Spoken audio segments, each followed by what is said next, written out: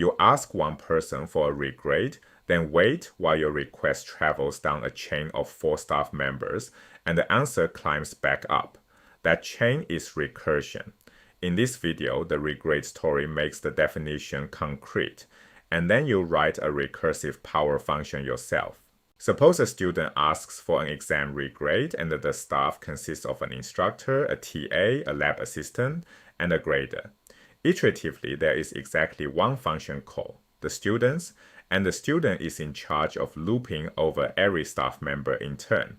First, the student goes to the instructor, who regrades whichever problem was theirs, if any, and answers. Then the student goes to the TA, who regrades their problem and hands the score back. Next, the student visits the lab assistant and collects another score. Finally, the student reaches the grader, who did most of the grading, dutifully regrades, and passes the value back. Throughout, the student keeps track of every score to build a new total. One call in flight, one person doing all the bookkeeping. That is iteration. Now run the same regrade recursively. There are 2 phases. Decrease the problem into smaller problems until a base case, then build the answer back up. There is still one initial call, the regrade on the student's behalf, but the student interacts with only one person, the instructor, and then waits. The instructor is a function called to regrade to. Maybe the instructor graded nothing, but they make their own call to the TA, regrade this exam. The TA handles whichever problem they graded and passes the request along with their own call to the lab assistant. The lab assistant handles theirs and passes the request to the grader. Grading is a function being passed down the chain of staff. The grader is the base case. They graded the last question, and there is nobody left to ask.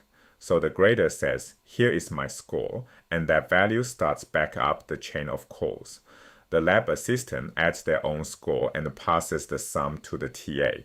The TA adds theirs and passes it to the instructor. The instructor hands the final total to the student.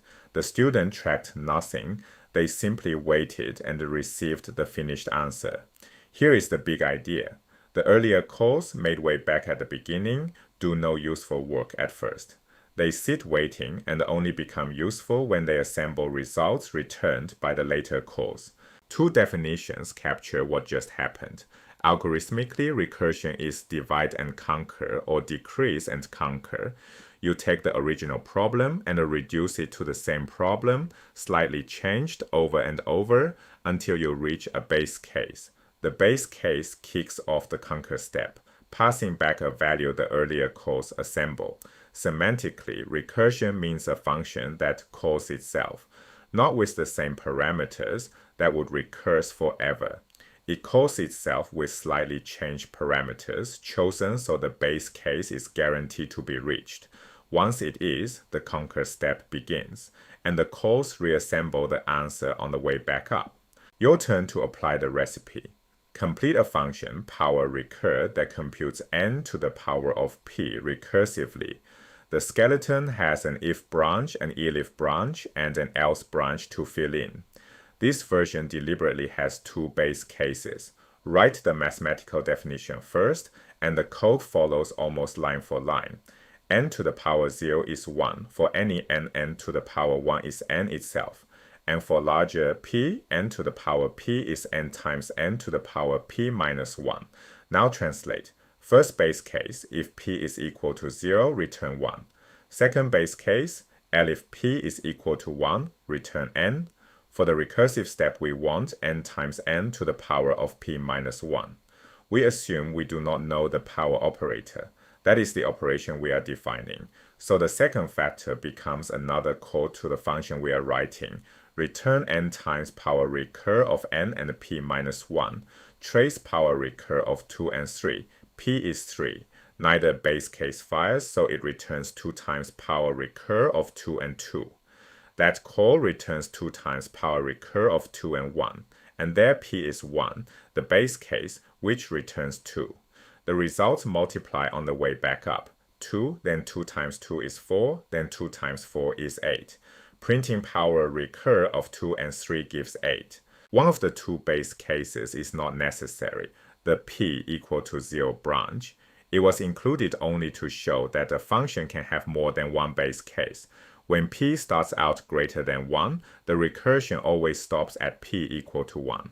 Watch the trace again, 3, 2, 1, and the chain holds. The p equal to 0 branch only runs if a caller passes in 0 directly. Drop it and every call with p of 1 or higher runs exactly as before. The takeaway, a recursive function can have several base cases and it may not need them all. Recursion in one picture. A request travels down the chain, doing almost nothing until a base case answers. Then every waiting call does its one piece of work as the answer builds back up. To write one yourself, state the mathematical definition first, base cases and the recursive step, and the code follows almost line for line. And when a problem hands you several base cases, keep the ones the recursion actually needs. To practice what you just learned, this course has free exercises and AI graded feedback on ludium.ai. The link is in the description.